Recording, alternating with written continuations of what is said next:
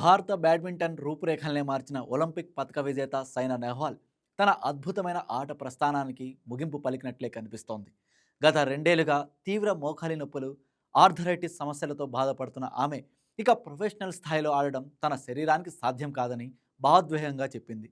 అధికారికంగా రిటైర్మెంట్ ప్రకటించకపోయినా తాజాగా ఒక పాడ్కాస్ట్లో చేసిన వ్యాఖ్యలు ఆమె కెరీర్కు ఫుల్ స్టాప్ పడినట్లే సూచిస్తున్నాయి. రోజుకు గంటల తరబడి శిక్షణ తీసుకునే స్థితిలో లేనని, శరీరాన్ని ఇంకా కష్టపెట్టలేనని ఆమె స్పష్టం చేసింది. హర్యానా నుంచి హైదరాబాద్కు వచ్చి కష్టాల మధ్య బ్యాడ్మింటన్ను ఆశ్రయంగా చేసుకున్న సైనా క్రమంగా ప్రపంచ స్థాయి క్రీడాకారిణిగా ఎదిగింది. లండన్ ఒలింపిక్స్లో కాంస్య పథకం సాధించి భారత బ్యాడ్మింటన్ చరిత్రలో చెరగని ముద్ర వేసింది. వరల్డ్ నెంబర్ 1 ర్యాంక్ అందుకున్న రెండో భారతీయురాలిగా నిలిచింది.